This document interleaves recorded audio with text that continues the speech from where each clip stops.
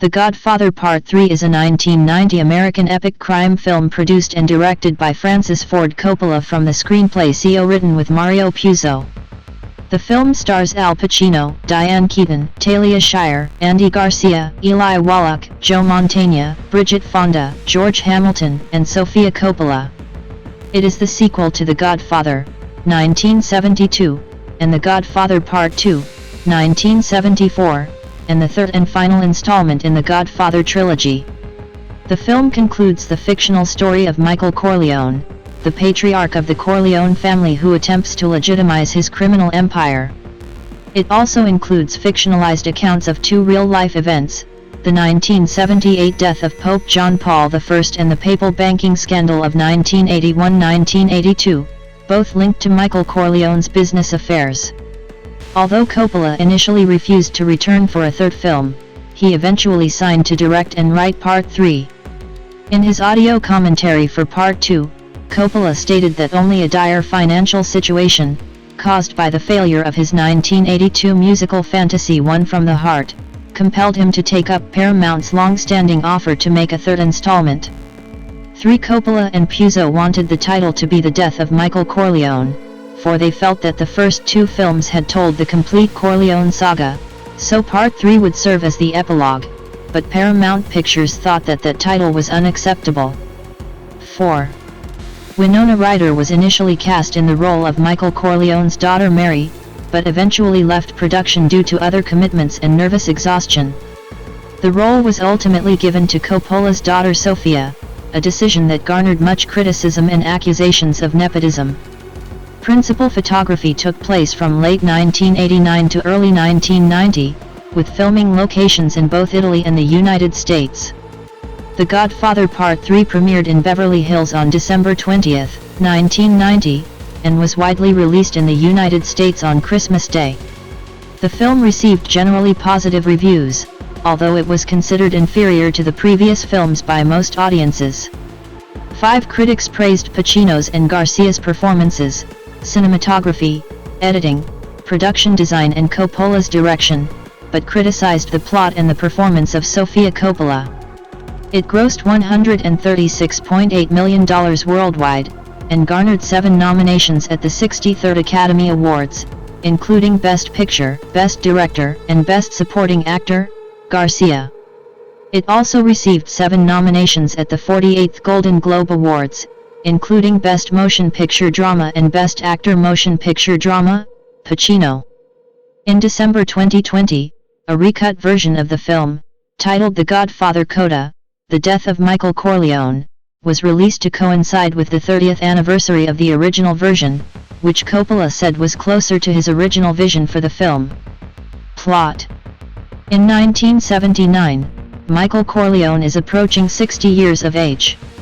Racked with guilt over his ruthless rise to power, especially for having ordered his brother Fredo Corleone's murder, he donates millions to charitable causes.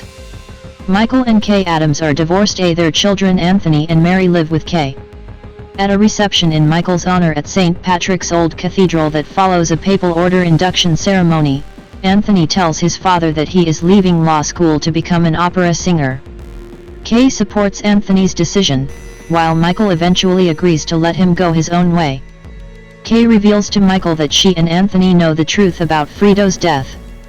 Vincent Mancini, the illegitimate son of Michael's long-dead brother Sonny by his mistress Lucy Mancini B, arrives at the reception. Michael's sister Connie arranges for Vincent to settle a dispute with his rival Joey Zaisa, but Zaisa calls Vincent a bastard, and Vincent bites Zaisa's ear. Michael, troubled by Vincent's temper yet impressed by his loyalty, agrees to include Vincent in the family business. The head of the Vatican Bank, Archbishop Gilday, has accumulated a massive deficit of $769 million.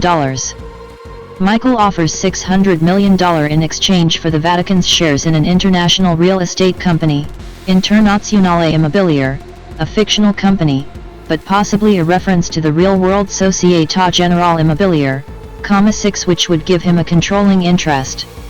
Immobiliare's board approves the offer, pending ratification by Pope Paul VI. Don Altobello, a New York mafia boss and Connie's godfather, tells Michael that his partners on the commission want to be involved with the immobilier deal. However, wanting to finally become legitimate, Michael pays them to sell his Las Vegas holdings instead.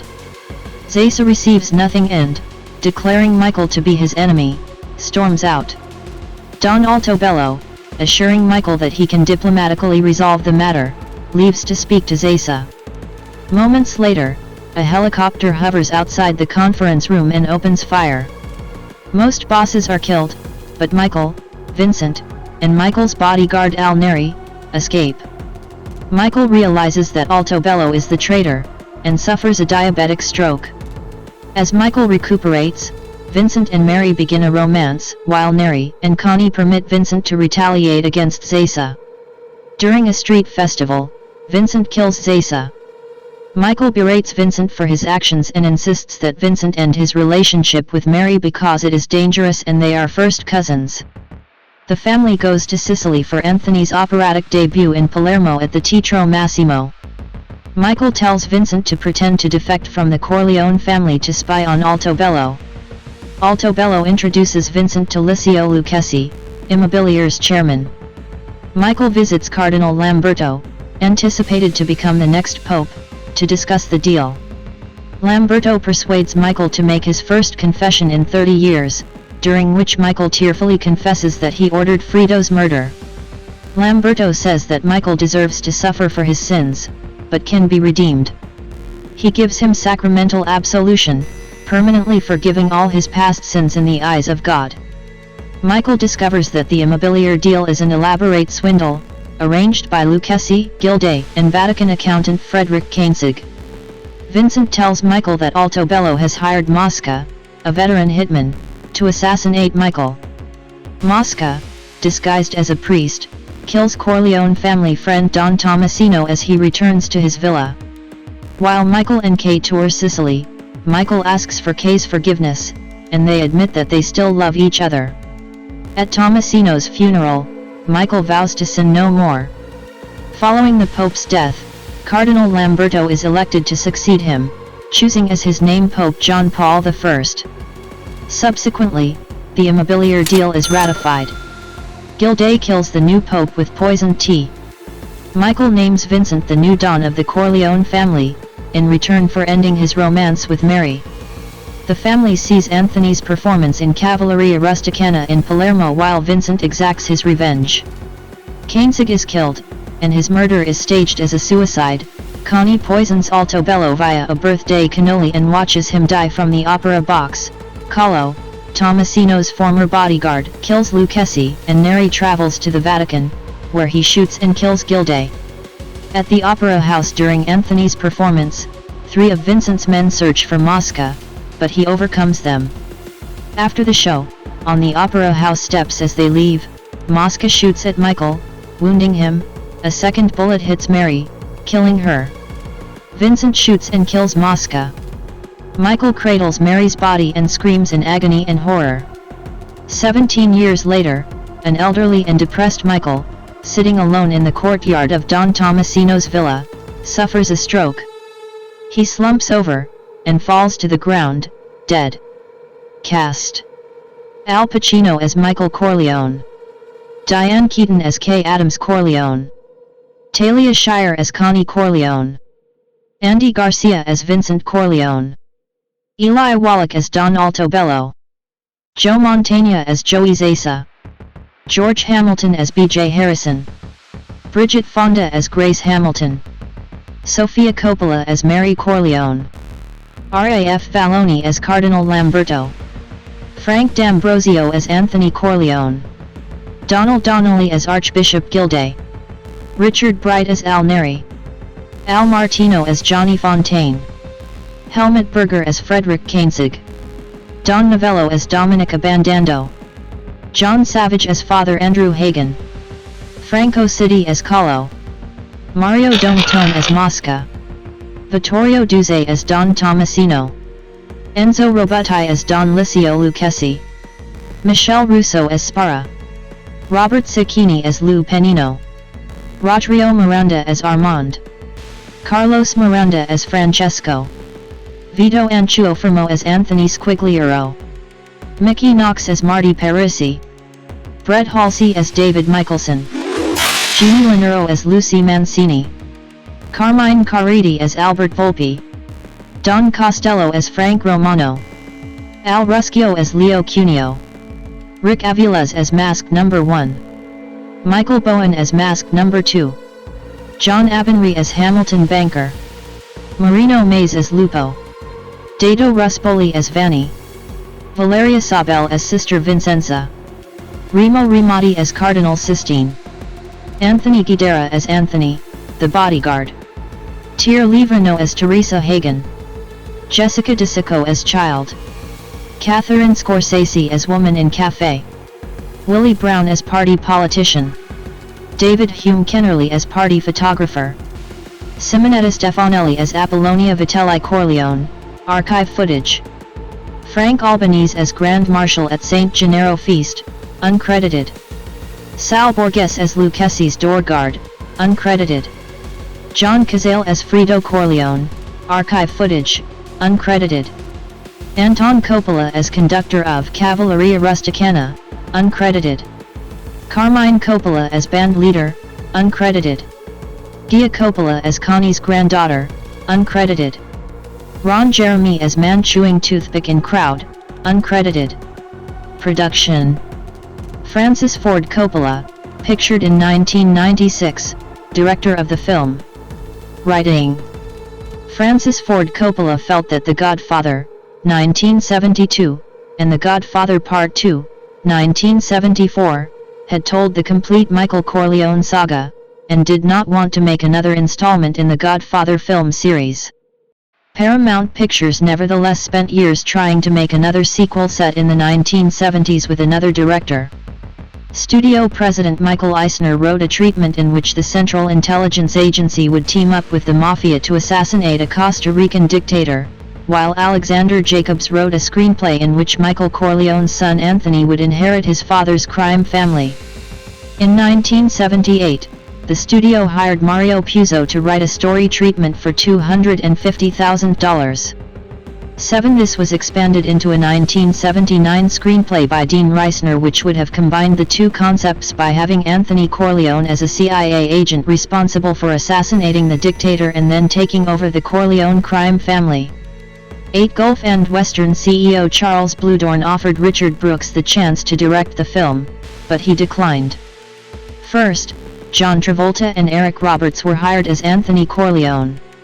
Production on this story did not move forward, and in 1982, Vincent Patrick wrote a new screenplay in which Michael Corleone and Tom Hagen would have been killed in the opening scene, and would have focused on the first film's protagonist's child.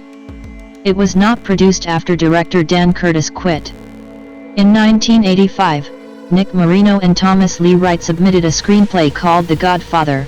The family continues, featuring a gang war between the Corleones and the Irish Mafia in Atlantic City, but it was rejected by the studio's new president Frank Mancuso Sr. because he believed that it did not portray the Corleones sympathetically enough. Marino and Wright later sought Writers Guild of America arbitration to receive a story credit on the final film, but were declined. 7. In 1985, development of The Godfather Part 3 stalled because the cast of the first two films demanded more money to reprise their roles and because Paramount Pictures decided that a third film could not be made without Coppola's involvement. The studio had previously considered Michael Mann, Martin Scorsese, Warren Beatty, and Michael Cimino, and motion picture head Ned Tannen favored Andrei Konchalovsky. That year, Coppola began considering returning to the franchise because of a dire financial situation, initially caused by the failures of One from the Heart, 1982, and The Cotton Club, 1984. 9-10-11-7. The latter film's producer Robert Evans, who also collaborated with Coppola on the first film, tried unsuccessfully producing another Godfather film without Coppola's involvement. In 1988, after Puzo and Nicolas Cage wrote another draft, Talia Shire convinced Coppola to sign a deal to direct and write The Godfather Part 3 for $6 million and a share of the film's profits. Coppola and Puzo completed their final draft of the screenplay on May 10, 1989, and it would include almost none of the elements in the scripts proposed over the previous 12 years, except for a home invasion scene from the original Reisner script that survived in almost its original form. Coppola intended Part 3 to be an epilogue to the first two films, and was also inspired by Shakespeare's King Lear. Coppola and Puzo preferred the title The Death of Michael Corleone, but Paramount Pictures found it to be unacceptable. 7. Casting. Al Pacino, Diane Keaton, and Talia Shire reprised their roles from the first two films, with Pacino accepting an $8 million salary. 7. According to Coppola's audio commentary in the film in the Godfather DVD collection, Robert Duvall refused to take part unless he was paid a salary comparable to the $6 million earned by Pacino in the previous film. In 2004, on the CBS program 60 Minutes, Duvall said, "If they paid Pacino twice what they paid me, that's fine, but not 3 or 4 times, which is what they did." 7. When Duvall dropped out, Coppola rewrote the screenplay to portray Tom Hagen as having died before the story begins, and created the character B.J. Harrison, played by George Hamilton, to replace the Hagen character and portray a role smaller than Michael Corleone's attorney in the story. Coppola stated that, to him, the movie feels incomplete without Robert Duvall's participation. According to Coppola, had Duvall agreed to take part in the film, the Hagen character would have been heavily involved in running the Corleone charities. Duvall confirmed in a 2010 interview that he never regretted the decision of turning down the role. 13. Julia Roberts was originally cast as Mary, but dropped out due to scheduling conflicts.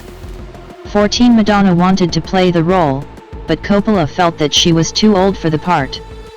15. Rebecca Schaffer was set to audition, but was murdered by an obsessed fan.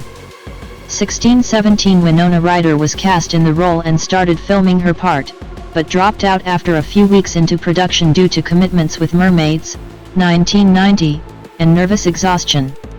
7-14 Coppola considered replacing Ryder with either Madonna, Annabella Shora, or Laura San Giacomo. 7 Ultimately, Sofia Coppola, the director's daughter, was given the role of Michael Corleone's daughter. Her much criticized performance resulted in her father being accused of nepotism, a charge that Coppola denies in the commentary track, asserting that, in his opinion, critics, beginning with an article in Vanity Fair, were using my daughter to attack me, something that he finds ironic in light of the film's denouement, in which Mary pays the ultimate price for her father's sins. Andy Garcia was cast as Vincent over Alec Baldwin. 7.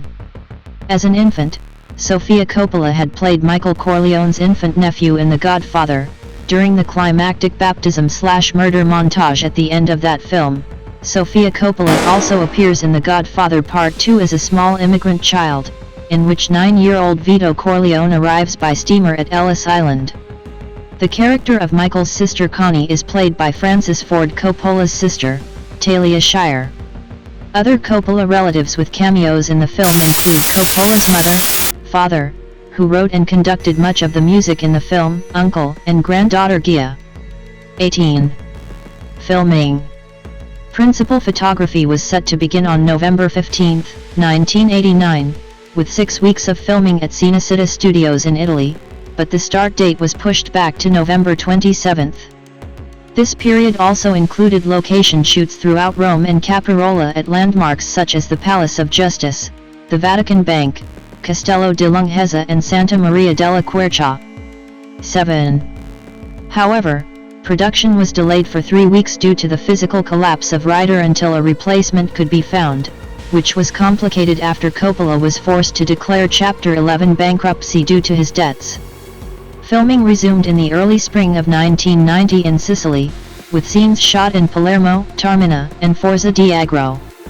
Additionally, filming took place in the United States in New York City and Atlantic City at locations such as the Waldorf Astoria Hotel, Little Italy, St. Patrick's Cathedral, and Trump Castle. Coppola delayed the production in Italy even further by constantly rewriting and tinkering with the film, and reportedly did not come up with an ending for the film until 2 months before it was due to be released. 7. Music. Main article, The Godfather Part 3, Soundtrack. The film's soundtrack received a Golden Globe Award nomination for Best Score.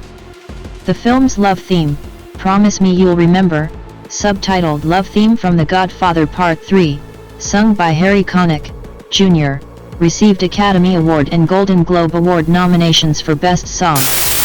Al Martino, who portrayed Johnny Fontaine in The Godfather and The Godfather Part 3, sings To Each His Own. Release.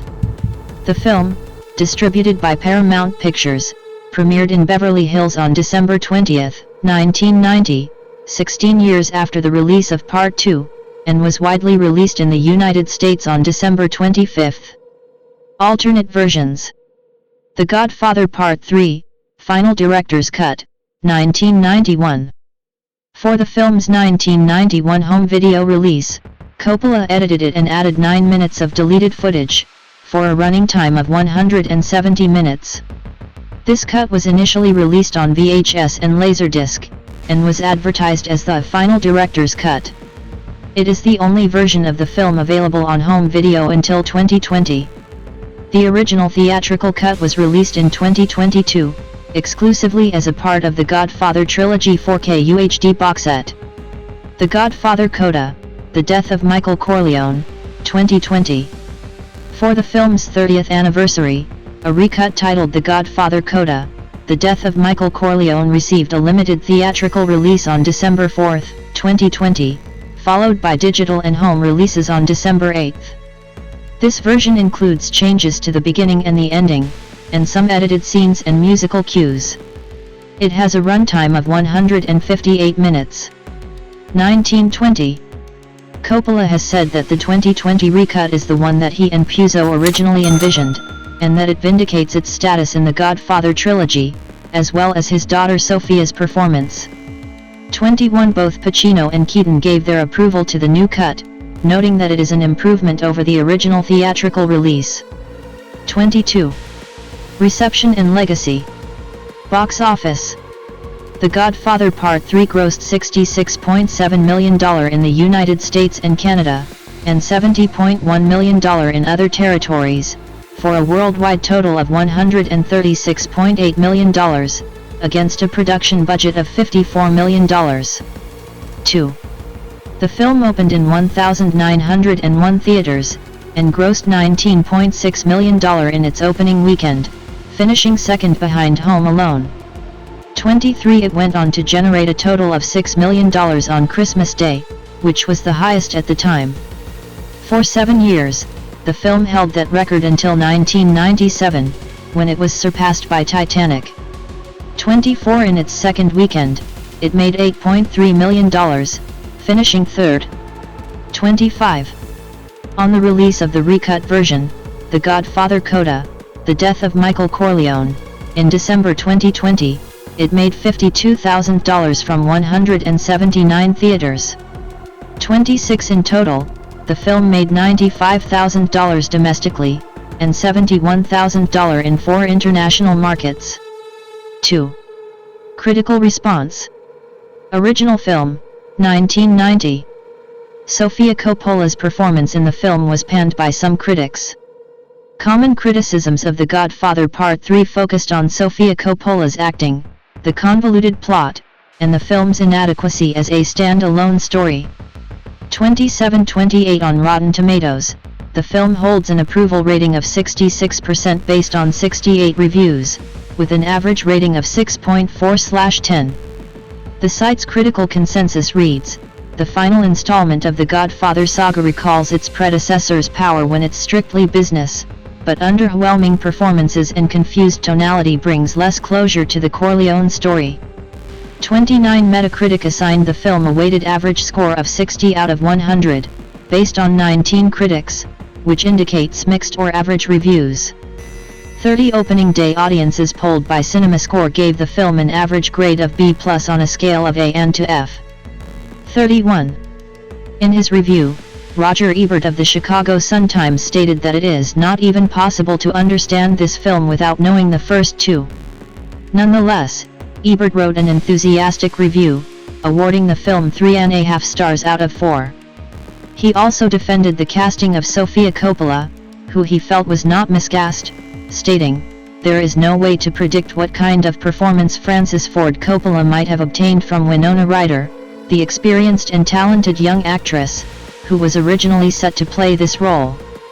But I think Sofia Coppola brings a quality of her own to Mary Corleone.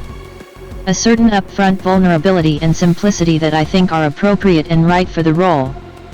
32. Ebert's colleague, Gene Siskel of the Chicago Tribune also gave the film high praise and placed it 10th in his list of the 10 best films of 1990. Siskel admitted that the ending was the film's weakest part, citing Al Pacino's makeup as very poor.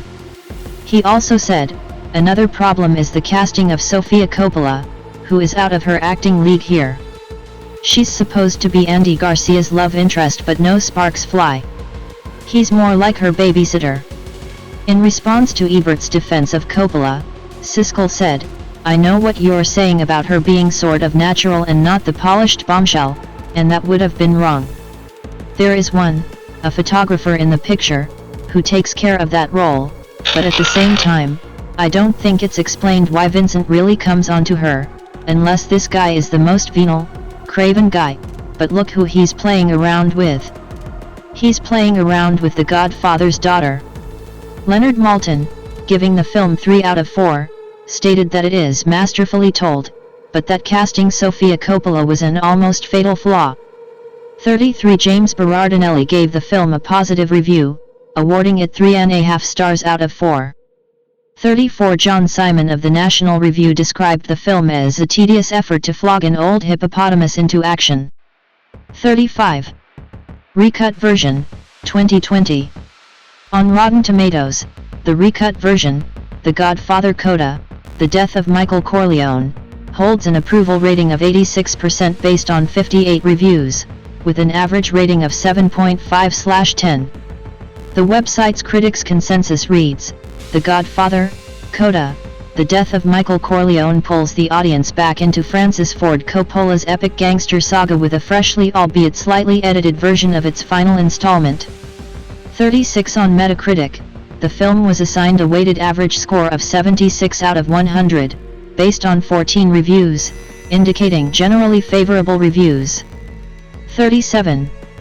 Writing for The Guardian, Peter Bradshaw gave the film 3 out of 5 stars and stated, "I'm not sure how much, if anything, Coppola's re-edit does for the film, but it's worth a watch." 20. Owen Gleiberman of Variety stated, "Here's the news and the ever-so-slight scandal, it's the same damn movie. The one impactful change is the new opening scene and that the film gathers force as it goes along. It's a movie that can sweep you up if you let it. I salute Coppola's decision to put the movie back out there. I hope that a lot of people revisit it, or discover it for the first time, using that word coda as a key for, of course, The Godfather Part 3 always was an extended coda to what is arguably the greatest epic saga in the history of American cinema." 38. Writing for IndieWire, David Ehrlich said, "But when it was announced that Coppola had inevitably assembled a new cut of his most famous cause célèbre and rechristened it with the title he'd always wanted for the film, he wasn't trying to make it better so much as he was trying to shift its place in history and reframe the picture as less the third part of a flawed trilogy than the postscript of a legendary dyad." 39. Accolades.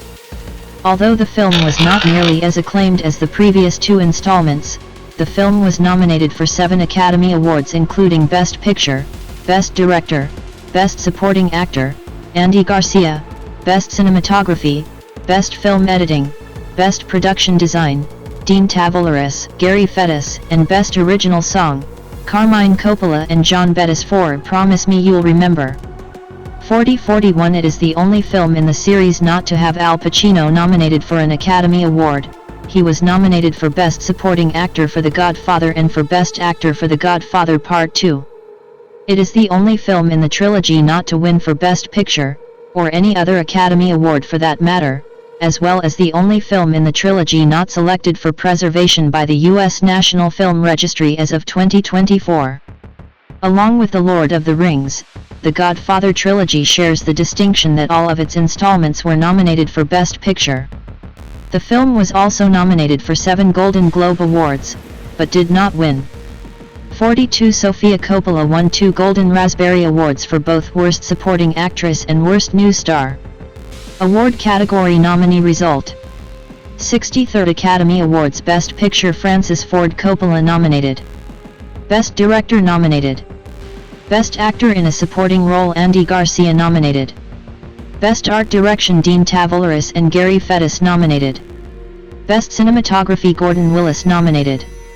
Best Film Editing Barry Malkin, Lisa Fruchtman, and Walter Murch nominated. Best Original Song Promise Me You'll Remember, music by Carmine Coppola, lyrics by John Bettis, nominated. 43rd Directors Guild of America Awards Outstanding Directorial Achievement in Motion Pictures Francis Ford Coppola nominated. 48th Golden Globe Awards Best Motion Picture Drama nominated. Best Director Motion Picture Francis Ford Coppola nominated. Best Actor in a Motion Picture Drama Al Pacino nominated. Best Supporting Actor Motion Picture Andy García nominated. Best Screenplay Motion Picture Francis Ford Coppola and Mario Puzo nominated. Best Original Score Carmine Coppola nominated. Best Original Song Promise Me You'll Remember, music by Carmine Coppola, lyrics by John Bettis, nominated. 11th Golden Raspberry Awards Worst Supporting Actress Sofia Coppola won. Worst New Star won. The film is recognized by American Film Institute in these lists. 2005, AFI's 100 Years, 100 Movie Quotes. Michael Corleone, Just When I Thought I Was Out, They Pull Me Back In. Nominated 43. Historical background. Main article, Pope John Paul I Conspiracy Theories. Parts of the film are very loosely based on real historical events concerning the ending of the papacy of Pope Paul VI, the very short tenure of Pope John Paul I in 1978, and the collapse of the Banco Ambrosiano in 1982. Like the character Cardinal Lamberto, who becomes John Paul I, the historical John Paul I, Albino Luciani, reigned for only a very short time before being found dead in his bed. Journalist David Yallop argues that Luciani was planning a reform of Vatican finances and that he died by poisoning. These claims are reflected in the film. 44 Yallop also names as a suspect Archbishop Paul Marcinkus, who was the head of the Vatican Bank, like the character Archbishop Gilday in the film. However, while Marcinkus was noted for his muscular physique and Chicago origins, Gilday is a mild Irishman. The character has also drawn comparisons to Cardinal Giuseppe Caprio, as he was in charge of the Vatican finances during the approximate period in which the movie was based. 45.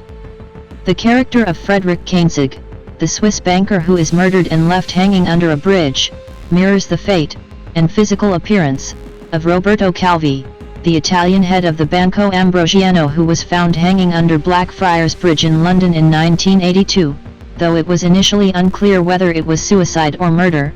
In 2002 courts in London ruled the latter.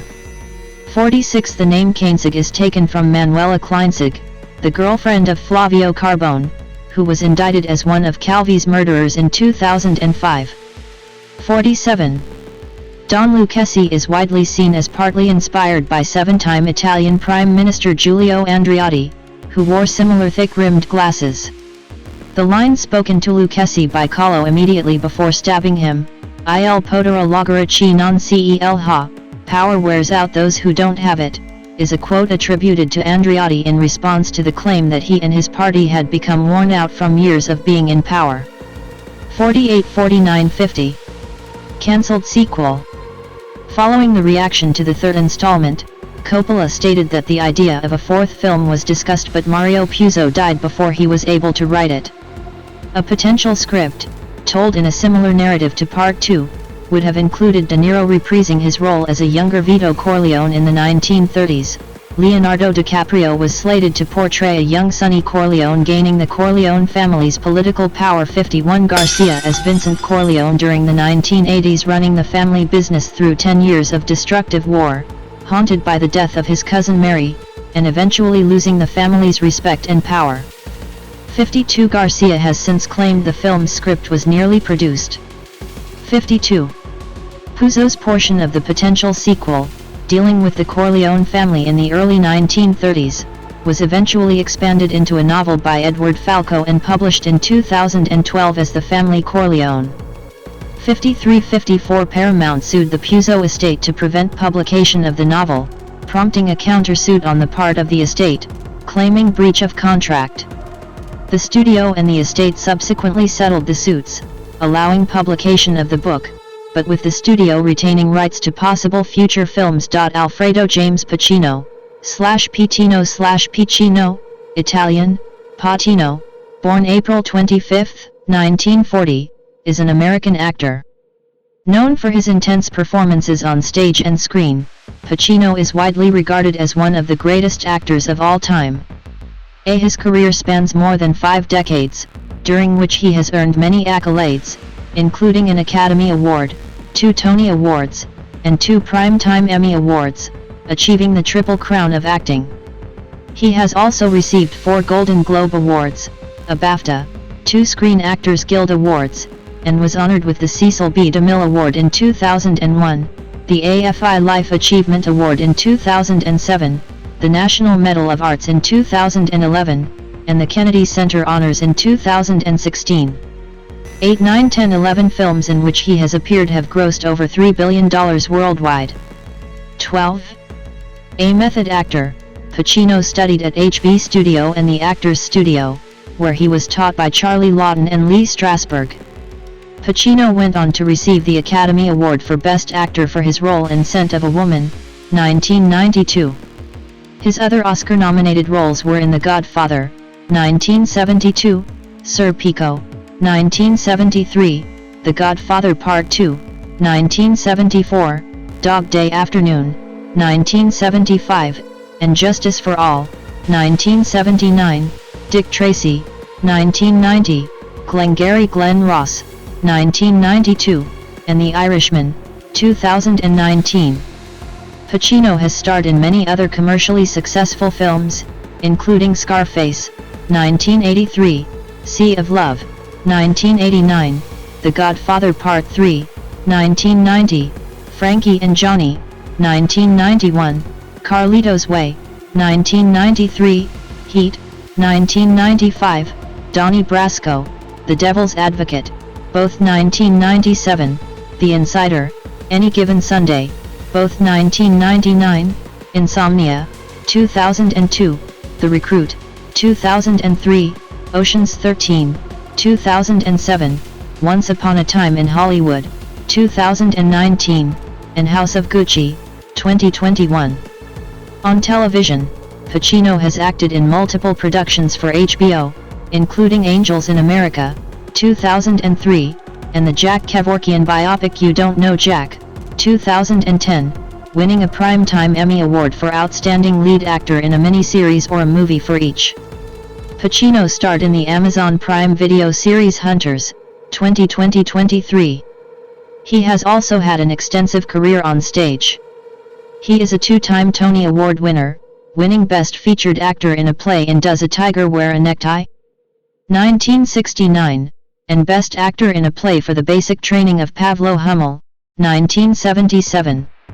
He has also acted as Shylock in a 2004 feature film adaptation and 2010 stage production of The Merchant of Venice. Pacino made his directorial debut with the documentary Looking for Richard, 1996.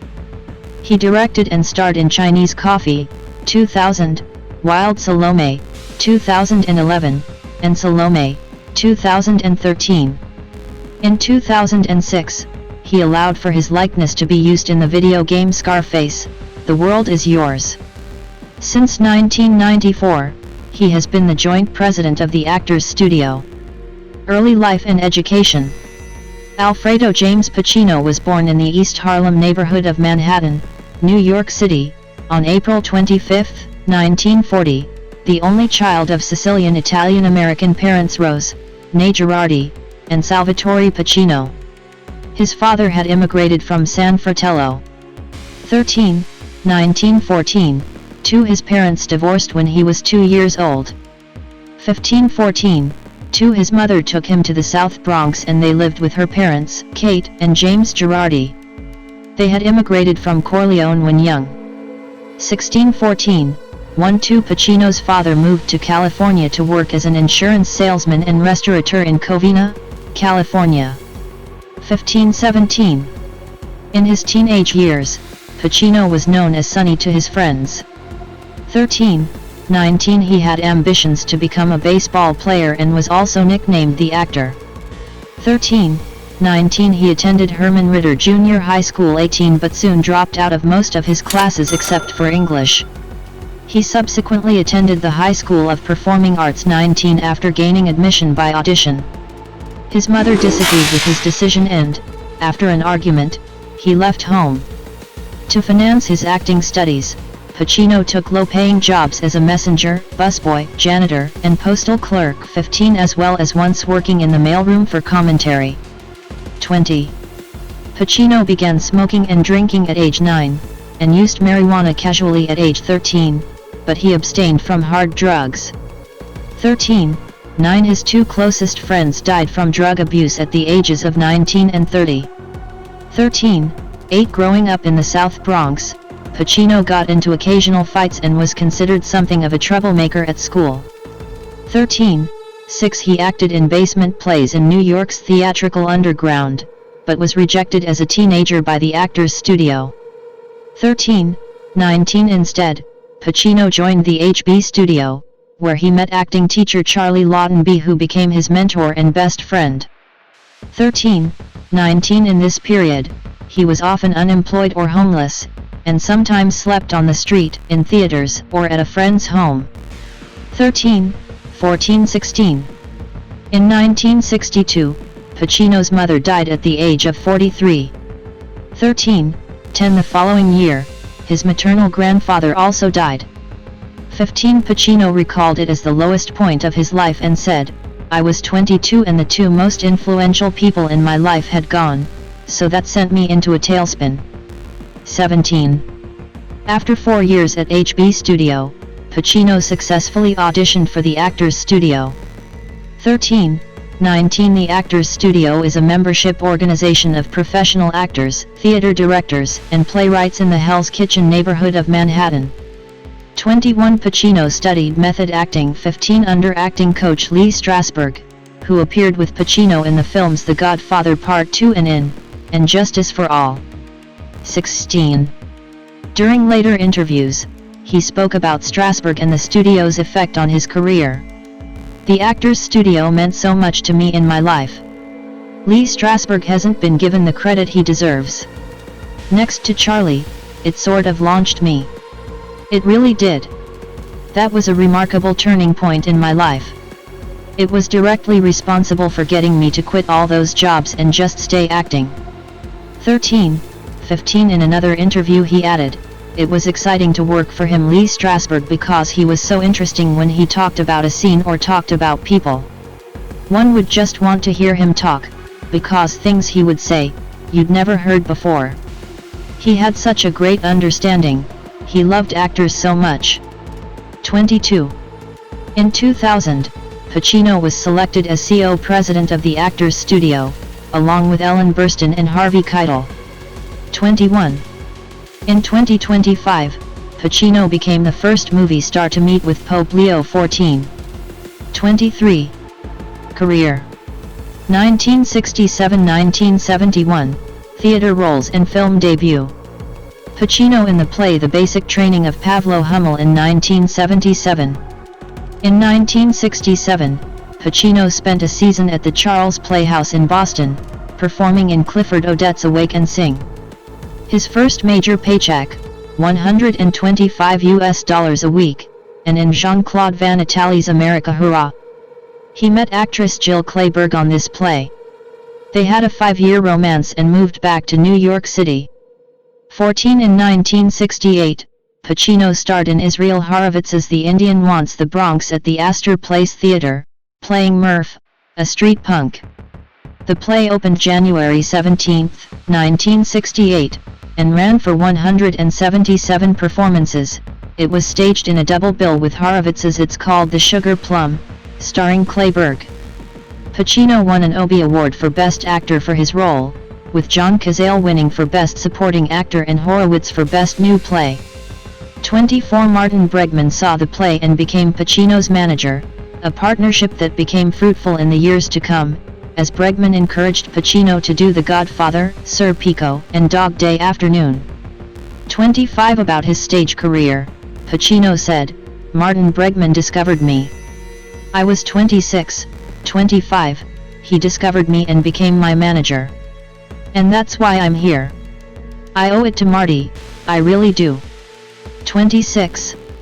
Pacino took the production of The Indian Wants the Bronx to Italy for a performance at the Festival dei Due Mondi in Spoleto. It was Pacino's first journey to Italy. He later recalled that performing for an Italian audience was a marvelous experience. 14 Pacino and Clayburgh were cast in Deadly Circle of Violence, an episode of the ABC television series NYPD, premiering November 12, 1968. Clayburgh at the time was also appearing on the soap opera Search for Tomorrow, playing the role of Grace Bolton. Her father would send the couple money each month to help with finances. 27. On February 25, 1969, Pacino made his Broadway debut in Don Peterson's Does a Tiger Wear a Necktie? At the Belasco Theatre, produced by A&P Air Huntington Hartford. It closed after 39 performances on March 29, 1969, but Pacino received rave reviews and won the Tony Award on April 20, 1969. 14 Pacino continued performing on stage in the 1970s, winning a second Tony Award for the basic training of Pavlo Hummel and performing the title role in Richard III. 15 In the 1980s, Pacino again achieved critical success on stage while appearing in David Mamet's American Buffalo, for which Pacino was nominated for a Drama Desk Award. 15 Since 1990, Pacino's stage work has included revivals of Eugene O'Neill's Huey, Oscar Wilde's Salome, and in 2005 Lyle Kessler's Orphans.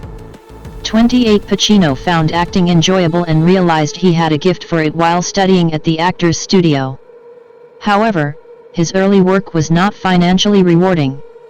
16 After his success on stage, Pacino made his film debut in 1969 with a brief appearance in Me, Natalie, an independent film starring Patty Duke. 29 In 1970, Pacino signed with the talent agency Creative Management Associates, CMA. 14 Pacino made his feature film debut portraying a heroin addict in The Panic in Needle Park, 1971. 1972–1983, Stardom and Acclaim. Pacino with James Caan, c. 1972. Francis Ford Coppola cast him as Michael Corleone in what became a blockbuster mafia film, The Godfather, 1972.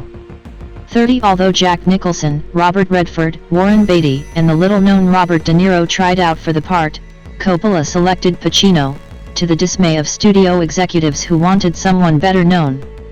1631 Pacino's performance earned him an Academy Award nomination, and offered a prime example of his early acting style, described by Halliwell's Film Guide as intense and tightly clenched.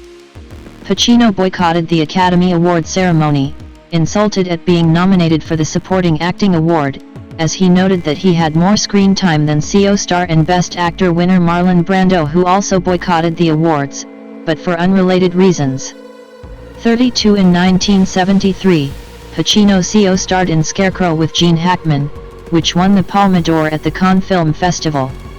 That same year, Pacino was nominated for an Academy Award for Best Actor after starring in Serpico, based on the true story of New York City policeman Frank Serpico, who went undercover to expose the corruption of fellow officers.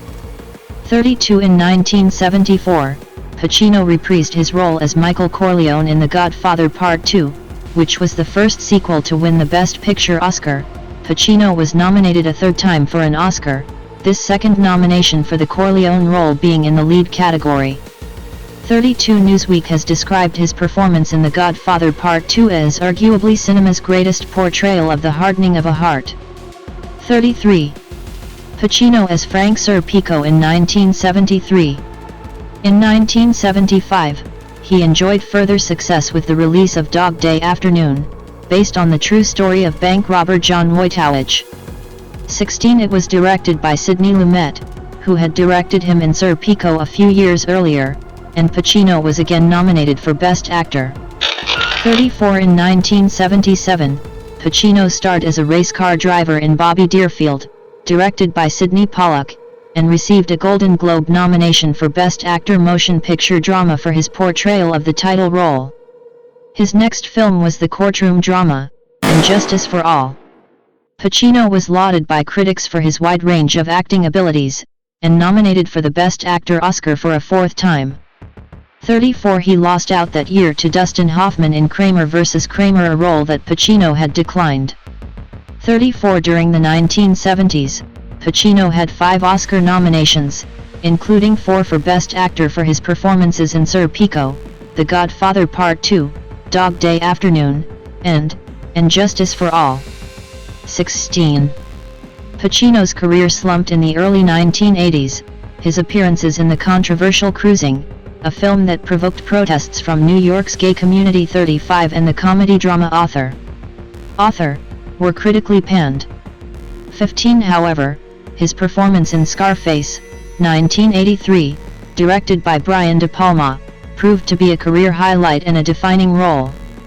16. Upon its initial release, the film was critically panned due to violent content, but later received critical acclaim.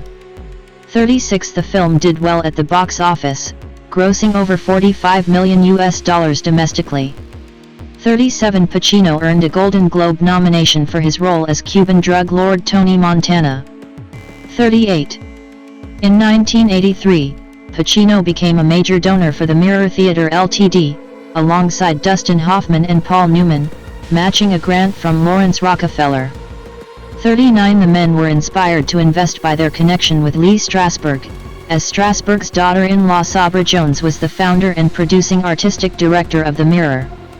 In 1985, Pacino offered the company his production of Huey by Eugene O'Neill, but the company was unable to do it at the time due to the small cast.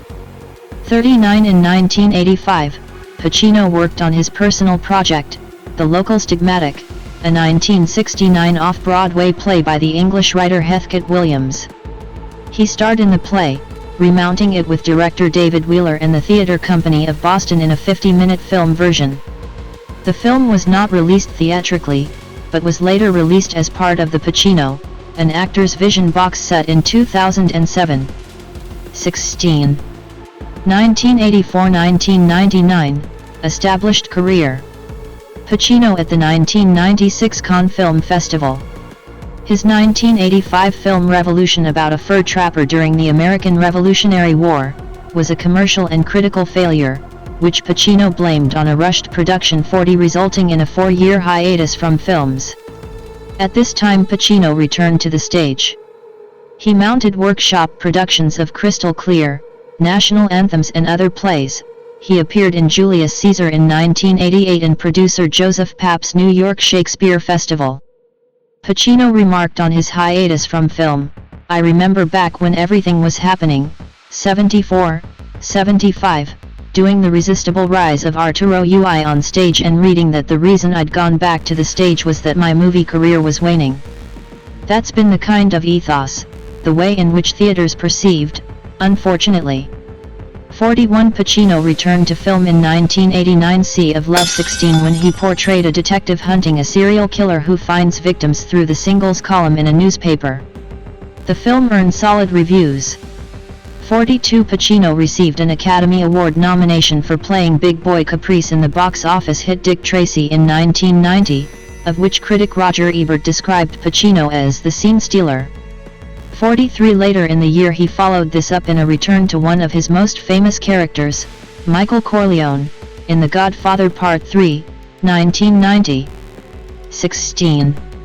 In 1991, Pacino starred in Frankie and Johnny with Michelle Pfeiffer, who co-starred with Pacino in Scarface.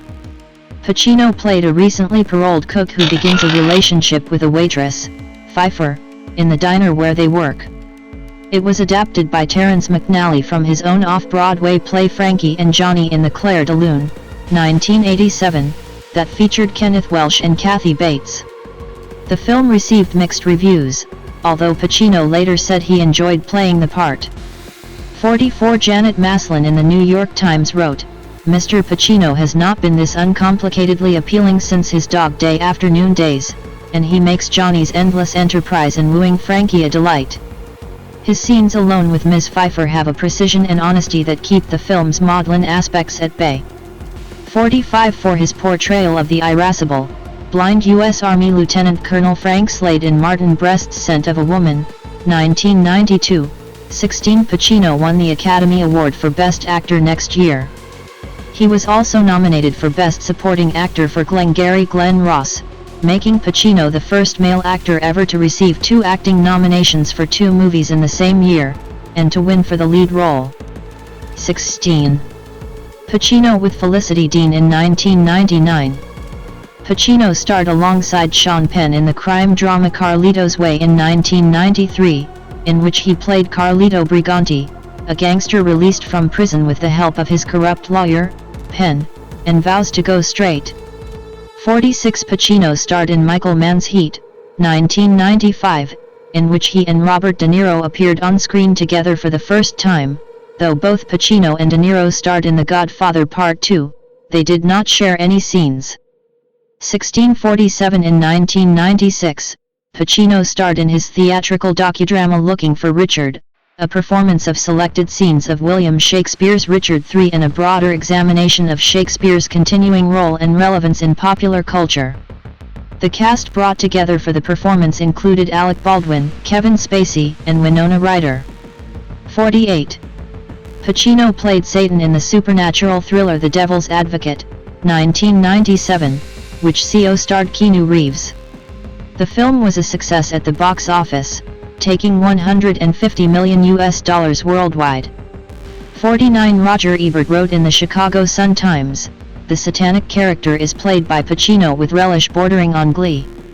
50 In 1997's Donnie Brasco, Pacino played gangster Lefty in the true story of undercover FBI agent Donnie Brasco, Johnny Depp, and his work in bringing down the mafia from the inside. 51 In 1999, Pacino starred as 60 Minutes producer Lowell Bergman in the multi-Oscar-nominated The Insider opposite Russell Crowe, and in Oliver Stone's Any Given Sunday. 52-53. 2018, television roles and return to Broadway. Pacino won 3 Golden Globes since 2000, the first being the Cecil B. DeMille Award in 2001 for Lifetime Achievement in Motion Pictures. 54 In 2000, Pacino starred alongside Jerry Orbach in a low-budget film adaptation of Ira Lewis' play Chinese Coffee, which was released to film festivals. 55 Shot almost exclusively as a one-on-one conversation between 2 main characters, the project took nearly 3 years to complete and was funded entirely by Pacino. 55 Chinese Coffee was included with Pacino's 2 other rare films he was involved in producing, The Local Stigmatic and Looking for Richard, on a special DVD box set titled Pacino, An Actor's Vision, which was released in 2007. Pacino produced prologues and epilogues for the discs containing the films. 56 Pacino turned down an offer to reprise his role as Michael Corleone in the computer game version of The Godfather, 2006. As a result, Electronic Arts was not permitted to use Pacino's likeness or voice in the game, although his character does appear in it. 57 He did allow his likeness to appear in the video game adaptation of 1983's Scarface, the quasi-sequel Scarface, The World Is Yours. 58. Pacino at the 2004 Venice Film Festival. In October 2002, Pacino starred in Bertolt Brecht's The Resistible Rise of Arturo Ui for the National Actors Theatre and Complicit.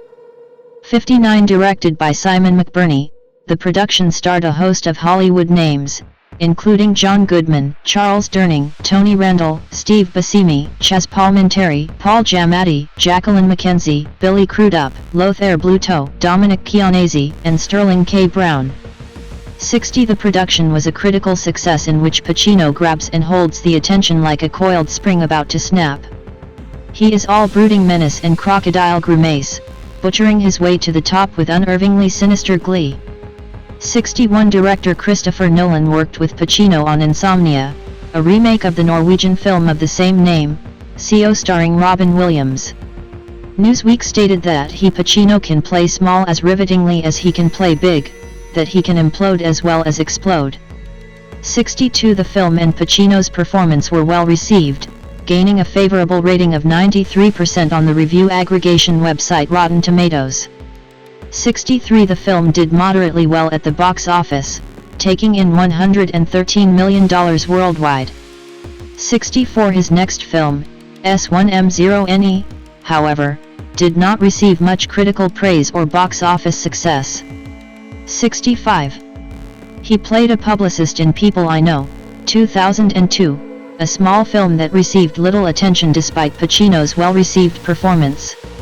66 Rarely taking a supporting role since his commercial breakthrough, he accepted a small part in the critical and box office flop Giggly, in 2003, as a favor to director Martin Brest. 66-67 The Recruit, released in 2003, featured Pacino as a CIA recruiter and CO stars Colin Farrell. The film received mixed reviews. 68 and has been described by Pacino as something he personally couldn't follow. 66 Pacino next starred as lawyer Roy Cohn in the 2003 HBO miniseries Angels in America, an adaptation of Tony Kushner's Pulitzer Prize-winning play of the same name. 16 For this performance, Pacino won his third Golden Globe, for Best Performance by an Actor, in 2004. 69. Pacino starred as Shylock in Michael Radford's 2004 film adaptation of The Merchant of Venice. Critics praised him for bringing compassion and depth to a character traditionally played as a villainous caricature. 70 In Two for the Money, Pacino portrays a sports gambling agent and mentor for Matthew McConaughey, alongside Rene Russo. The film was released on October 8, 2005, to mixed reviews. 71 Desson Thompson wrote in The Washington Post, "Al Pacino has played the mentor so many times, he ought to get a Kingmakers Award. The fight between good and evil feels fixed in favor of Hollywood redemption." 72 On October 20, 2006, the American Film Institute named Pacino the recipient of the 35th AFI Life Achievement Award. 73 On November 22, 2006, the University Philosophical Society of Trinity College Dublin awarded Pacino the honorary patronage of the society. 74. Pacino starred in Steven Soderbergh's Ocean's 13, 2007, alongside George Clooney, Brad Pitt, Matt Damon, Elliot Gould, and Andy Garcia, as the villain Willie Bank, a casino tycoon targeted by Danny Ocean and his crew. The film received generally favorable reviews. 75 88 Minutes was released on April 18, 2008, in the United States, after having been released in various other countries in 2007. The film CO starred Alicia Witt and was critically panned. 76 Although critics found fault with the plot, and not Pacino's acting. 77 In Righteous Kill, Pacino and Robert De Niro CO star as New York detectives searching for a serial killer. The film was released to theaters on September 12, 2008. While it was an anticipated return for the two stars, it was not well received by critics. 78. Pacino at the 2014 Toronto International Film Festival. Pacino returned to the stage in the summer of 2010, playing Shylock in the Shakespeare in the Park production, The Merchant of Venice. 79 The acclaimed production moved to Broadway at the Broadhurst Theatre in October, earning $1 million at the box office in its first week. 80-81 The performance also garnered him a Tony Award nomination for Best Leading Actor in a Play. 82 Pacino played Jack Kevorkian in an HBO Films biopic titled You Don't Know Jack, which premiered April 2010. The film is about the life and work of the physician-assisted suicide advocate. The performance earned Pacino his second Emmy Award. 83 for Lead Actor. 84 and his fourth Golden Globe Award. 85 He CO starred as himself in the 2011 comedy film Jack and Jill. The film was panned by critics, and Pacino won the Golden Raspberry Award for Worst Supporting Actor at the 32nd ceremony. 86. Elaborating on his decision to join the cast of the film, he stated, "It came at a time in my life that I needed it, because it was after I found out I had no more money. My accountant Kenneth I. Starr was in prison, and I needed something quickly. So I took Jack and Jill." 5. He was presented with Jaeger LeCoultre Glory to the Filmmaker Award on September 4, 2011, prior to the premiere of Wild Salome, a 2011 American documentary drama film written, directed by and starring Pacino.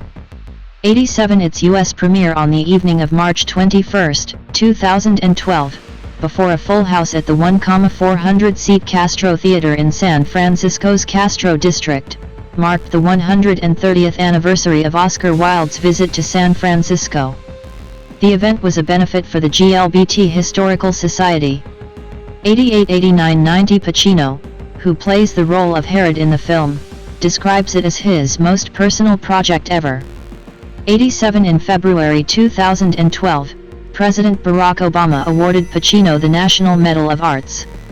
1091. Pacino starred in the 30th anniversary Broadway revival of David Mamet's play, Glengarry Glen Ross, which ran from October 2012 to January 20, 2013.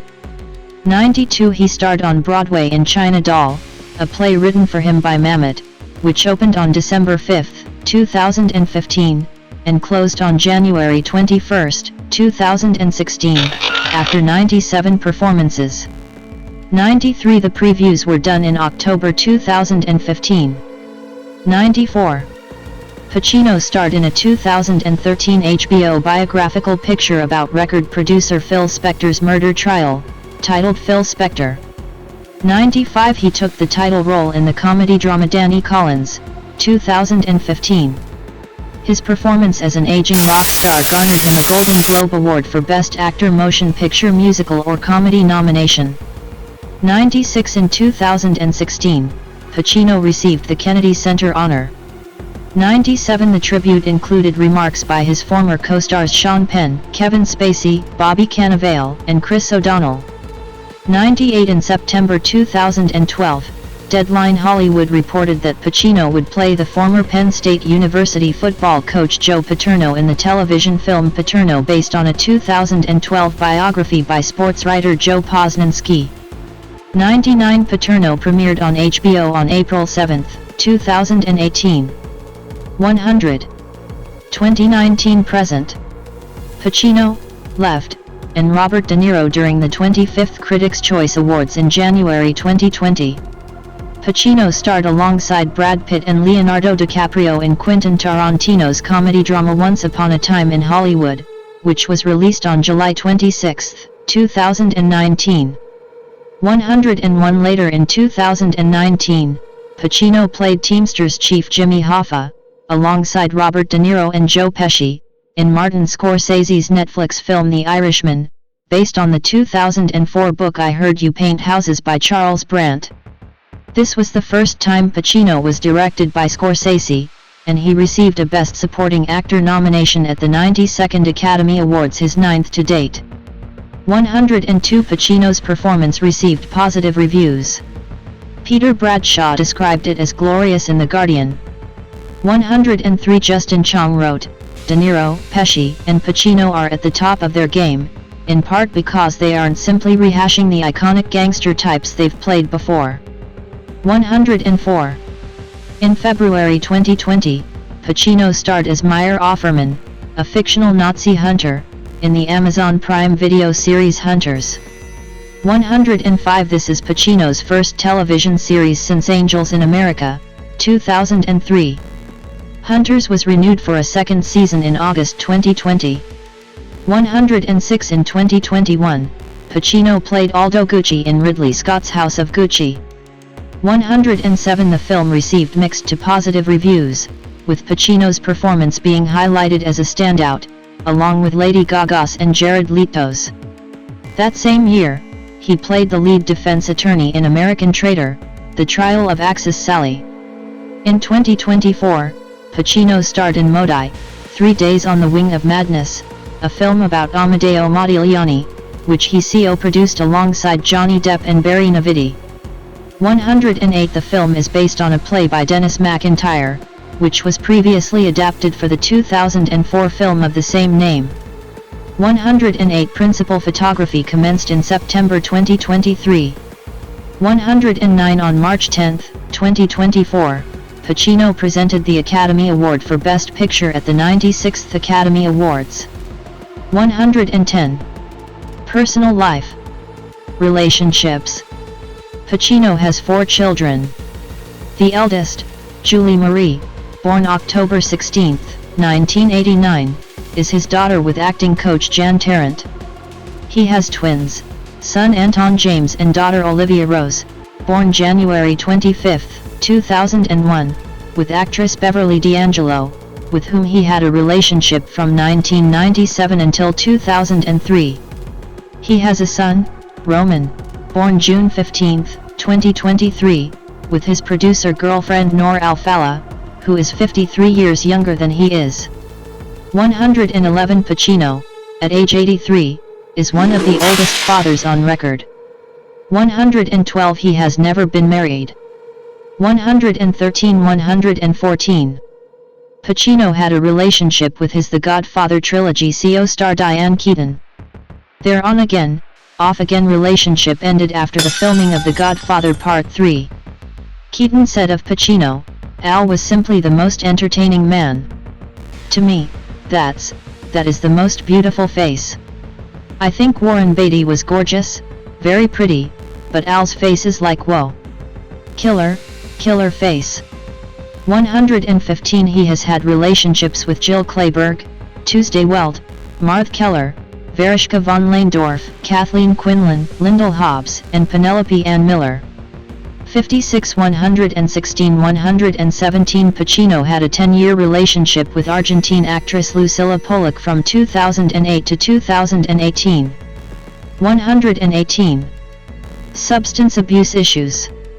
Pacino has admitted to abusing drugs and alcohol early in his career, partly because he found his sudden fame after The Godfather difficult to cope with. 119. 120. He achieved sobriety in 1977. 119. Health. Pacino revealed in 2024 that he almost died of COVID-19 in 2020. His near-death experience has led him to not believe in an afterlife. 121. Acting credits and accolades. Further information: Al Pacino on stage and screen and list of awards and nominations received by Al Pacino.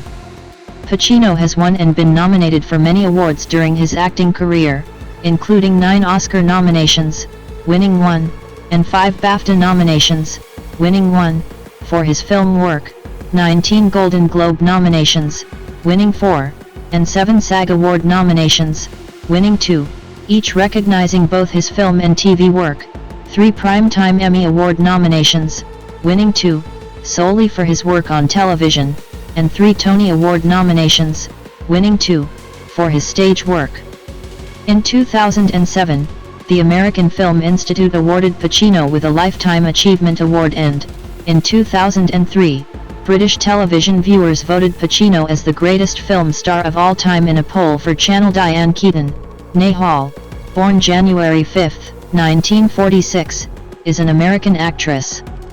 She has received various accolades throughout her career spanning over 5 decades, including an Academy Award, a BAFTA Award, and 2 Golden Globe Awards, in addition to nominations for 2 Emmy Awards, and a Tony Award. She was honored with the Film Society of Lincoln Center Gala Tribute in 2007 and an AFI Life Achievement Award in 2017. Keaton's career began on stage when she appeared in the original 1968 Broadway production of the musical Hair. The next year she was nominated for a Tony Award for Best Featured Actress in a Play for her performance in Woody Allen's comic play Play It Again, Sam. She then made her screen debut in a small role in Lovers and Other Strangers, 1970, before rising to prominence with her first major film role as Kay Adams Corleone in Francis Ford Coppola's The Godfather, 1972, a role she reprised in its sequels Part 2, 1974, and Part 3, 1990. She has frequently collaborated with Woody Allen, beginning with the film adaptation of Play It Again, Sam, 1972. Her next two films with him, Sleeper, 1973, and Love and Death, 1975, established her as a comic actress, while her fourth, Annie Hall, 1977, won her the Academy Award for Best Actress. She was further Oscar nominated for her roles as activist Louise Bryant in Reds, 1981, a leukemia patient in Marvin's Room, 1996, and a dramatist in Something's Gotta Give, 2003. She is known for her roles in dramatic films such as Looking for Mr. Goodbar, 1977, Interiors, 1978, and Crimes of the Heart, 1986, as well as comedic roles in Manhattan, 1979, Baby Boom, 1987, Father of the Bride, 1991, its 1995 sequel, Manhattan Murder Mystery, 1993, The First Wives Club, 1996, The Family Stone, 2005, Finding Dory, 2016, and Book Club, 2018. Early life and education. Keaton was born Diane Hall in Los Angeles, California on January 5, 1946. 1. Her mother, Dorothy Diane, née Keaton, 3 was a homemaker and amateur photographer. Her father, John Newton Ignatius Jack Hall, was a real estate broker and civil engineer. 4, 5, 6 whose mother had come from Ireland. 7. Keaton was raised a Free Methodist by her mother. 8, 9, 10 Her mother won the Mrs. Los Angeles pageant for homemakers. Keaton has said that the theatricality of the event inspired her first impulse to be an actress, and led to her desire to work on stage. 11 She has also credited Katharine Hepburn, whom she admires for playing strong and independent women, as one of her inspirations. 12. Keaton is a 1963 graduate of Santa Ana High School in Santa Ana, California. 13 During her time there, she participated in singing and acting clubs at school, and starred as Blanche Dubois in a school production of A Streetcar Named Desire. After graduation, she attended Santa Ana College, and later Orange Coast College as an acting student, but dropped out after a year to pursue an entertainment career in Manhattan. 14 Upon joining the Actors Equity Association, she changed her surname to Keaton, which was her mother's maiden name, as there was already an actress registered under the name of Diane Hall. 15 For a brief time she also moonlighted at nightclubs with a singing act. 16 She revisited her nightclub act in Annie Hall, 1977, and So It Goes, 2014, and a cameo in Radio Days, 1987. Keaton began studying acting at the Neighborhood Playhouse in New York City. She initially studied acting under the Meisner technique, an ensemble acting technique first evolved in the 1930s by Sanford Meisner, a New York stage actor/acting coach/director who had been a member of the group theater, 1931-1940. She describes her acting technique as being only as good as the person you're acting with, as opposed to going it on my own and forging my path to create a wonderful performance without the help of anyone. I always need the help of everyone. 16 According to fellow actor Jack Nicholson, she approaches a script sort of like a play in that she has the entire script memorized before you start doing the movie, which I don't know any other actors doing that. 17. Career. 1968-1979, The Godfather films and stardom with Annie Hall. In 1968, Keaton became an understudy for the part of Sheila in the original Broadway production of Hair. 18 She gained some notoriety for her refusal to disrobe at the end of Act I when the cast performs nude, even though nudity in the production was optional for actors.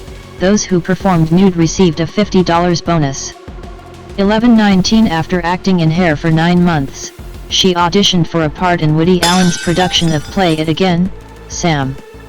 After nearly being passed over for being too tall, at 5 feet 8 in, 173 centimeters, she is 2 inches, 5 centimeters, taller than Allen, she won the part. 4 She went on to receive a Tony Award nomination for a Best Featured Actress in a Play for her performance in Play It Again, Sam. Keaton with Woody Allen and Jerry Lacey in the play Play It Again, Sam, 1969–1970. The next year, Keaton made her film debut in Lovers and Other Strangers. She followed with guest roles on the television series Love, American Style, Night Gallery, and Mannix. Between films, Keaton appeared in a series of deodorant commercials. Keaton's breakthrough role came 2 years later when she was cast as Kay Adams, the girlfriend and eventual wife of Michael Corleone, played by Al Pacino, in Francis Ford Coppola's 1972 film The Godfather.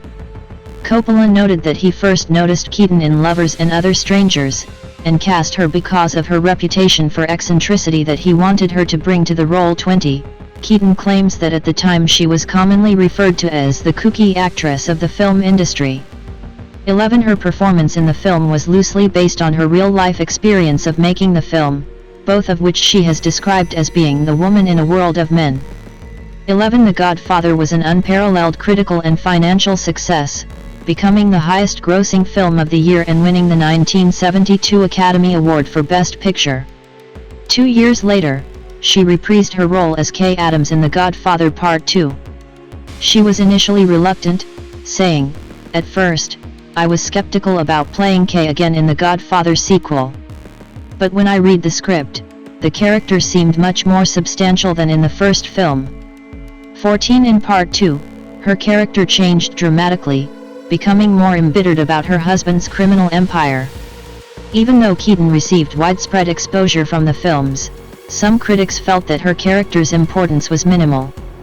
Time wrote that she was invisible in The Godfather and pallid in The Godfather Part 2, but according to Empire magazine, Keaton proves the quiet linchpin, which is no mean feat in the necessarily male-dominated films. 21–22.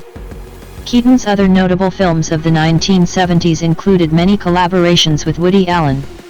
She played many eccentric characters in several of his comic and dramatic films, including Sleeper, Love and Death, Interiors, Manhattan, Manhattan Murder Mystery, and the film version of Play It Again, Sam, directed by Herbert Ross.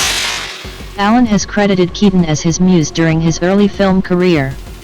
23. In 1977, Keaton won the Academy Award for Best Actress for Allen's romantic comedy drama Annie Hall, one of her most famous roles.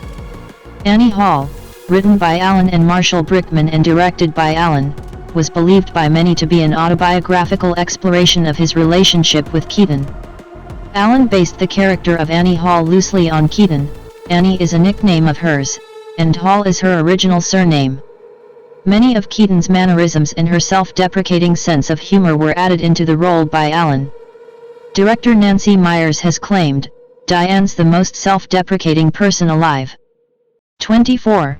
Keaton has also said that Allen wrote the character as an idealized version of herself. 25. The two starred as a frequently on-again, off-again couple living in New York City. Her acting was later summed up by CNN as awkward, self-deprecating, speaking in endearing little whirlwinds of semi-logic, 26, and by Allen as a nervous breakdown in slow motion.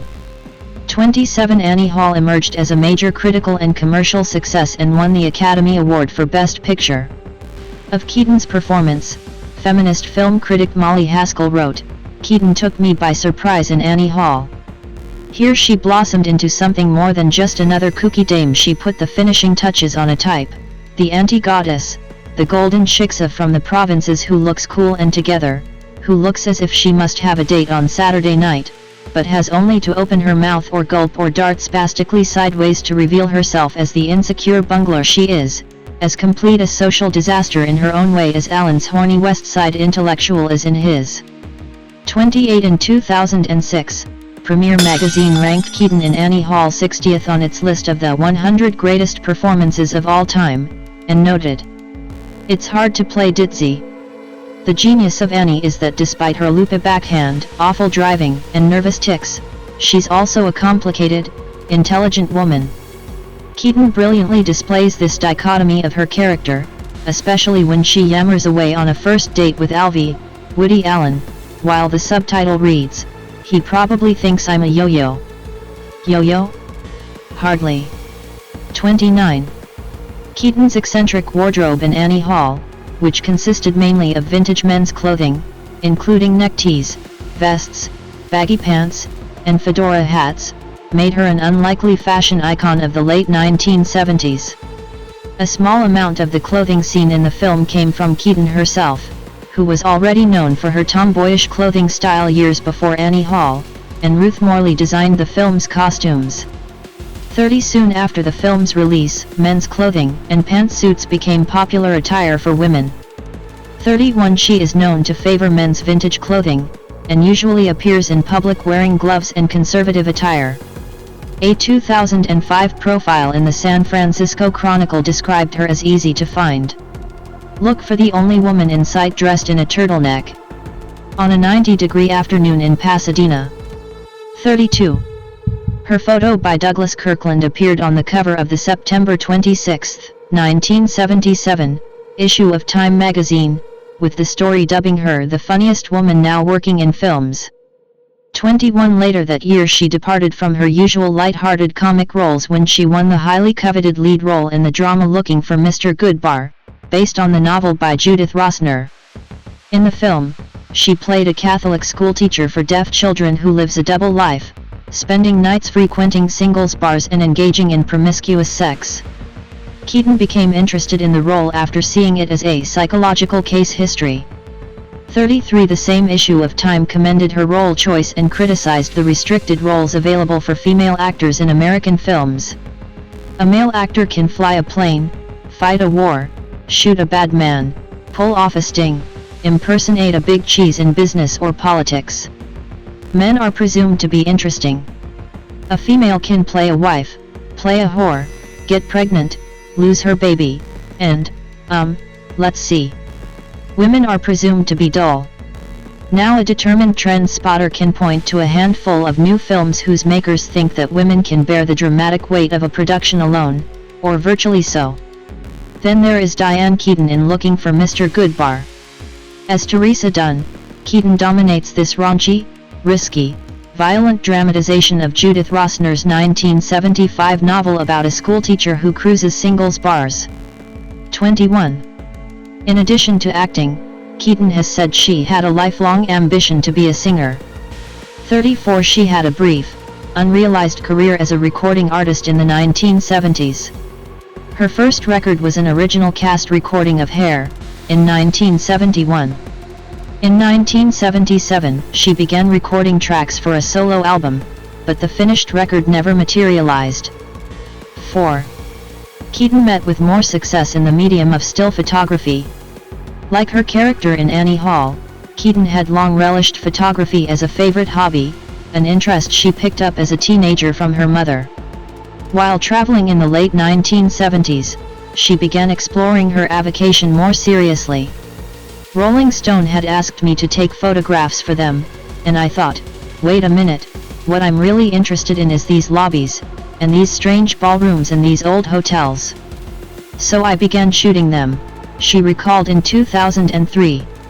These places were deserted, and I could just sneak in any time and nobody cared. It was so easy and I could do it myself. It was an adventure for me. Reservations, her collection of photos of hotel interiors, was published in book form in 1980. 35. 1980–1989, established actress and continued acclaim. With Manhattan, 1979, Keaton and Woody Allen ended their long working relationship. It was their last major collaboration until 1993. In 1978, she became romantically involved with Warren Beatty, and 2 years later he cast her opposite him in the epic historical drama Reds. In the film, she played Louise Bryant, a journalist and feminist, who flees her husband to work with radical journalist John Reed, Beatty, and later enters Russia to find him as he chronicles the Russian Civil War. Beatty cast Keaton after seeing her in Annie Hall, as he wanted to bring her natural nervousness and insecure attitude to the role. The production of Reds was delayed several times following its conception in 1977, and Keaton almost left the project when she believed it would never be produced. Filming finally began 2 years later. Keaton, right, at the White House with First Lady Nancy Reagan and Warren Beatty, December 1981. In a 2006 Vanity Fair story, Keaton described her role as the everyman of that piece, as someone who wanted to be extraordinary but was probably more ordinary. I knew what it felt like to be extremely insecure. Assistant director Simon Relf later stated that Louise Bryant was one of Keaton's most difficult roles, and that she almost got broken. 36 Reds opened to widespread critical acclaim, and Keaton's performance was highly praised in particular. The New York Times wrote that Keaton was nothing less than splendid as Louise Bryant, beautiful, selfish, funny, and driven. It's the best work she has done to date. 37 Roger Ebert called Keaton a particular surprise. I had somehow gotten into the habit of expecting her to be a touchy New Yorker, sweet, scared, and intellectual. Here, she is just what she needs to be, plucky, healthy, exasperated, loyal, and funny. 38 Keaton received her second Academy Award for Best Actress nomination for her performance. The following year, Keaton starred in the domestic drama Shoot the Moon opposite Albert Finney. The film follows George, Finney, and Faith Dunlap, Keaton, whose deteriorating marriage, separation, and love affairs devastate their 4 children. Shoot the Moon received mostly positive reviews from critics, and Keaton's performance was again praised. In The New Yorker, Pauline Kael wrote that the film was perhaps the most revealing American movie of the era, and that Keaton may be a star without vanity. She's so completely challenged by the role of Faith that all she cares about is getting the character right. Very few young American movie actresses have the strength and the instinct for the toughest dramatic roles, intelligent, sophisticated heroines. Jane Fonda did, around the time that she appeared in Clute and They Shoot Horses, Don't They? But that was more than 10 years ago. There hasn't been anybody else until now. Diane Keaton acts on a different plane from that of her previous film roles. She brings the character a full measure of dread and awareness, and does it in a special, intuitive way that's right for screen acting. 39 David Denby of New York Magazine called Keaton perfectly relaxed and self-assured, adding, "Keaton has always found it easy enough to bring out the anger that lies beneath the soft hesitancy of her surface manner, but she's never dug down and found this much pain before." 40 Keaton's performance garnered her a second Golden Globe nomination in a row for Best Actress in a Motion Picture Drama, following Reds. 1984 brought The Little Drummer Girl, Keaton's first excursion into the thriller and action genre. The Little Drummer Girl was both a financial and critical failure, with critics claiming that Keaton was miscast for the genre, such as one review from the New Republic claiming that the title role, the pivotal role, is played by Diane Keaton, and around her the picture collapses in tatters. She is so feeble, so inappropriate. 41 But the same year, she received positive reviews for her performance in Mrs. Soffel, a film based on the true story of a repressed prison warden's wife who falls in love with a convicted murderer and arranges for his escape. 2 years later, she starred with Jessica Lange and Sissy Spacek in Crimes of the Heart, adapted from Beth Henley's Pulitzer Prize-winning play into a moderately successful screen comedy. Keaton's performance was well received by critics, and Rita Kempley of The Washington Post wrote, "As the frumpy Lenny, Keaton eases smoothly from New York neurotic to Southern eccentric, a reluctant wallflower stymied by, of all things, her shriveled ovary." 42. In 1987, Keaton starred in Baby Boom, her first of 4 collaborations with writer-producer Nancy Meyers. She played a Manhattan career woman who is suddenly forced to care for a toddler. A modest box office success, Keaton's performance was singled out by Kael, who described it as a glorious comedy performance that rides over many of the inanities in this picture. Keaton is smashing. The Tiger Ladies having all this drive is played for farce, and Keaton keeps you alert to every shade of pride and panic the character feels. She's an ultra-feminine executive, a wide-eyed charmer, with a breathless ditziness that may remind you of Jean Arthur in The More the Merrier. 43 That same year, Keaton made a cameo in Alan's film Radio Days as a nightclub singer. 1988's The Good Mother was a financial disappointment. According to Keaton, the film was a big failure. Like, Big Failure, 44 and some critics panned her performance, according to the Washington Post.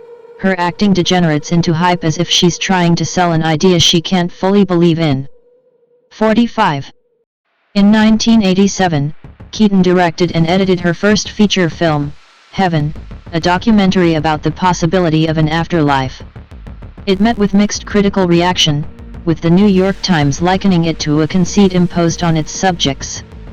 46. Over the next 4 years, Keaton directed music videos for artists such as Belinda Carlisle, including the video for Carlisle's chart-topping hit Heaven is a Place on Earth, 2 television films starring Patricia Arquette, and episodes of the series China Beach and Twin Peaks. 1990–1999, mature roles and reunion with Woody Allen. By the 1990s, Keaton had established herself as one of the most popular and versatile actors in Hollywood. She shifted to more mature roles, frequently playing matriarchs of middle-class families. Of her role choices and avoidance of becoming typecast, she said, "Most often a particular role does you some good and bang. You have loads of offers, all of them for similar roles. I have tried to break away from the usual roles and have tried my hand at several things." 47. Keaton began the decade with The Lemon Sisters, a poorly received comedy drama that she starred in and produced, which was shelved for a year after its completion. In 1991 she starred with Steve Martin in the family comedy Father of the Bride.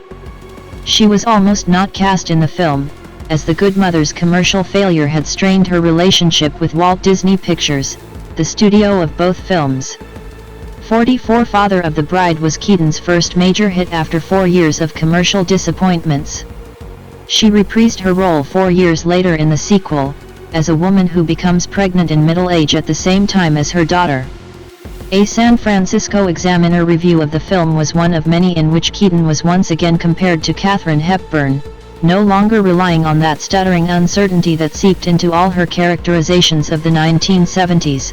She has somehow become Katharine Hepburn with a deep maternal instinct, that is, she is a fine and intelligent actress who doesn't need to be tough and edgy in order to prove her feminism. 48. Keaton reprised her role of Kay Adams in 1990's The Godfather Part 3, set 20 years after the end of The Godfather, Part 2.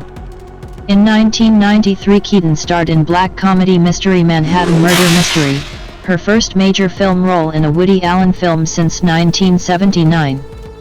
Her part was originally intended for Mia Farrow, but Farrow dropped out of the project after breaking up with Allen. 49. Todd McCarthy of Variety commended her performance, writing that she nicely handles her sometimes buffoonish central comedic role. 50. David Anson of Newsweek wrote, "On screen, Keaton and Allen have always been made for each other, they still strike wonderfully ditzy sparks." 51. For her performance, Keaton was nominated for the Golden Globe Award for Best Actress Motion Picture Comedy or Musical. In 1995, Keaton directed Unstrung Heroes, her first theatrically released narrative film. The film, adapted from Franz Liszt's memoir, starred Nathan Watt as a boy in the 1960s whose mother, Andie MacDowell, is diagnosed with cancer. As her sickness advances and his inventor father, John Turturro, grows increasingly distant, the boy is sent to live with his 2 eccentric uncles, Maury Chockin and Michael Richards. Keaton switched the story's setting from the New York of Liszt's book to the Southern California of her own childhood, and the 4 mad uncles were reduced to a whimsical odd couple. 52. In an essay for the New York Times, Liszt said that the cinematic Selma had died not of cancer, but of old movie disease. Someday somebody may find a cure for cancer, but the terminal sappiness of cancer movies is probably beyond remedy. 53. Unstrung Heroes played in a relatively limited release and made little impression at the box office, but the film and its direction were generally well received critically. 54. Keaton's most successful film of the decade was the 1996 comedy The First Wives Club. She starred with Goldie Hawn and Bette Midler as a trio of first wives, middle-aged women who had been divorced by their husbands in favor of younger women. Keaton claimed that making the film saved her life. 55. The film was a major success, grossing $105 million at the North American box office. 56. And it developed a cult following among middle-aged women. 57. Its reviews were generally positive for Keaton and her co-stars, and the San Francisco Chronicle called her probably one of the best comic film actresses alive. 58. In 1997, Keaton, Hahn, and Midler received the Women in Film Crystal Award, which honors outstanding women who, through their endurance and the excellence of their work, have helped to expand the role of women within the entertainment industry. 59. Also in 1996, Keaton starred as Bessie, a woman with leukemia, in Marvin's Room, an adaptation of the play by Scott McPherson. Meryl Streep played her estranged sister, Lee, and had also initially been considered for the role of Bessie. The film also starred Leonardo DiCaprio as Lee's rebellious son. Roger Ebert wrote, "Streep and Keaton, in their different styles, find ways to make Lee and Bessie into much more than the expression of their problems." 60. Keaton earned a third Academy Award nomination for the film, which was critically acclaimed. She said the role's biggest challenge was understanding the mentality of a person with a terminal illness. 11. Keaton next starred in The Only Thrill, 1997, opposite her baby boom co-star Sam Shepard, and had a supporting role in The Other Sister, 1999. In 1999, Keaton narrated the one-hour public radio documentary If I Get Out Alive, the first to focus on the conditions and brutality young people face in the adult correctional system. The program, produced by Liechtenstein Creative Media, aired on public radio stations across the country and was honored with a first-place National Headliner Award and a Casey Medal for Meritorious Journalism. 61. 2000-2009, Comedic Films and Resurgence. Keaton's first film of 2000 was Hanging Up, with Meg Ryan and Lisa Kudrow. She directed the film, despite claiming in a 1996 interview that she would never direct herself in a film, saying, "As a director, you automatically have different goals. I can't think about directing when I'm acting." 44. A drama about three sisters coping with the senility and eventual death of their elderly father, Walter Matthau. Hanging Up rated poorly with critics and grossed a modest $36 million at the North American box office. 62. In 2001, Keaton co-starred with Beatty in Town and Country, a critical and financial fiasco. Budgeted at an estimated $90 million, the film opened to little notice and grossed only $7 million in its North American theatrical run. 63. Peter Travers of Rolling Stone wrote that Town and Country was less deserving of a review than it is an obituary. The corpse took with it the reputations of its starry cast, including Beatty and Keaton. 64. In 2001 and 2002, Keaton starred in 4 low-budget television films. She played a fanatical nun in the religious drama Sister Mary Explains It All, an impoverished mother in the drama On Thin Ice, and a bookkeeper in the mob comedy Plan B. In Crossed Over, she played Beverly Lowry, a woman who forms an unusual friendship with the only woman executed while on death row in Texas, Carla Faye Tucker. Keaton in 2009. Keaton's first major hit since 1996 came in 2003's romantic comedy Something's Gotta Give, directed by Nancy Meyers and co-starring Jack Nicholson. Nicholson and Keaton, aged 65 and 56 respectively, were seen as bold casting choices for leads in a romantic comedy. 20th Century Fox, the film's original studio, reportedly declined to produce the film, fearing that the lead characters were too old to be bankable. Keaton told Ladies' Home Journal, "Let's face it, people my age and Jack's age are much deeper, much more soulful, because they've seen a lot of life. They have a great deal of passion and hope. Why shouldn't they fall in love? Why shouldn't movies show that?" 65. Keaton played a middle-aged playwright who falls in love with her daughter's much older boyfriend. The film was a major success at the box office, grossing $125 million in North America. 66. Roger Ebert wrote, "Keaton and Nicholson bring so much experience, knowledge, and humor to their characters that the film works in ways the screenplay might not have even hoped for." 67. Keaton received her 4th Academy Award nomination for her performance. Keaton's only film between 2004 and 2006 was the comedy The Family Stone, 2005, starring an ensemble cast. In the film, scripted and directed by Thomas Bazooka, Keaton played a breast cancer survivor and matriarch of a big New England family that reunites at the parents' home for its annual Christmas holidays. 68 The film released to moderate critical and commercial success 69 and earned $92.2 million worldwide. 70 Keaton received her second Satellite Award nomination for her performance 71 of which Peter Travers of Rolling Stone wrote, Keaton, a sorceress at blending humor and heartbreak, honors the film with a grace that makes it stick in the memory. 72. In 2007, Keaton starred in both Because I Said So and Mama's Boy. In the romantic comedy Because I Said So, directed by Michael Lehman, Keaton played a long-divorced mother of 3 daughters, determined to pair off her only single daughter, Millie, Mandy Moore.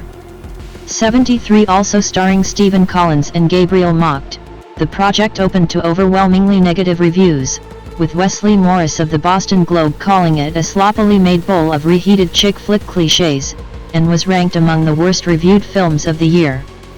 74 75 76 The following year Keaton received her first and only Golden Raspberry Award nomination to date for the film. 71 Unreliable source. In Mama's Boy, director Tim Hamilton's feature film debut, Keaton starred as the mother of a self-absorbed 29-year-old, John Heder, whose world turns upside down when she starts dating and considers kicking him out of the house. Distributed for a limited release to certain parts of the United States only, the independent comedy garnered largely negative reviews. 77. In 2008, Keaton starred alongside Dax Shepard and Liv Tyler in Vince DiMeglio's Dramedy Smother, playing the overbearing mother of an unemployed therapist, who decides to move in with him and his girlfriend after breaking up with her husband, Ken Howard. As with Mama's Boy, the film received a limited release only, resulting in a gross of $1.8 million worldwide. 78 Critical reaction to the film was generally unfavorable. 79 Also in 2008, Keaton appeared alongside Katie Holmes and Queen Latifah in the crime comedy film Mad Money, directed by Kali Khoury. Based on the British television drama Hot Money, 2001, the film revolves around 3 female employees of the Federal Reserve who scheme to steal money that is about to be destroyed. 80. 2010 Present, continued comedy roles and voice work. In 2010, Keaton starred alongside Rachel McAdams and Harrison Ford in Roger Mitchell's comedy Morning Glory, playing the veteran TV host of a fictional morning talk show that desperately needs to boost its lagging ratings. Portraying a narcissistic character who will do anything to please the audience, Keaton described her role as the kind of woman you love to hate. 81 Inspired by Neil Simon's 1972 Broadway play The Sunshine Boys. 82 The film was a moderate success at the box office, taking a worldwide total of almost $59 million. 83 Keaton was generally praised for her performance, with James Berardinelli of Real Views writing, Keaton is so good at her part that one can see her sliding effortlessly into an anchor's chair on a real morning show. 84. Keaton at the 2012 Santa Barbara International Film Festival. In fall 2010, Keaton joined the production of the comedy drama Darling Companion by Lawrence Kasdan, which was released in 2012. CO starring Kevin Kline and Diane Wiest and set in Telluride, Colorado. 85 The film follows a woman, played by Keaton, whose husband loses her much-beloved dog at a wedding held at their vacation home in the Rocky Mountains, resulting in a search party to find the pet. 86 Kasdan's first film in 9 years, the film bombed at the US box office, where it scored about $790,000 throughout its entire theatrical run. 87 Critics dismissed the film as an overwritten, underplotted vanity project but applauded Keaton's performance. 88 Ty Burr of the Boston Globe wrote that the film would be instantly forgettable if not for Keaton, who imbues her role with a sorrow, warmth, wisdom, and rage that feel earned. Her performance here is an extension of worn, resilient grace. 89.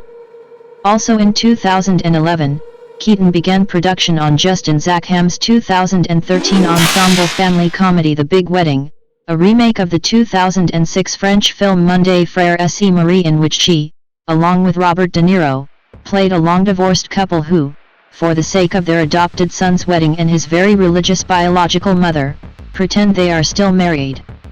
90. The film received largely negative reviews. 91. In 2014, Keaton starred in And So It Goes and 5 Flights Up. In Rob Reiner's romantic dramedy And So It Goes, Keaton portrayed a widowed lounge singer who finds autumnal love with a bad boy, Michael Douglas. 92. The film received largely negative reviews.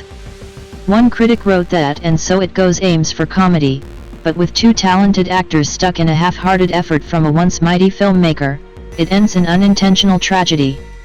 93. Keaton co-starred with Morgan Freeman in Richard Loncren's comedy drama 5 Flights Up, based on Jill Simon's novel Heroic Measures. They play a long married couple who have an eventful weekend after they are forced to contemplate selling their beloved Brooklyn apartment. 94. 95. Shot in New York, the film premiered, under its former name Ruth and Alex, at the 2014 Toronto International Film Festival. 96. The same year Keaton became the first woman to receive the Golden Lion Award at the Zurich Film Festival. 97. 98. Keaton's only film of 2015 was Love the Coopers, an ensemble comedy about a troubled family getting together for Christmas, for which she reunited with Because I Said So writer Jesse Nelson.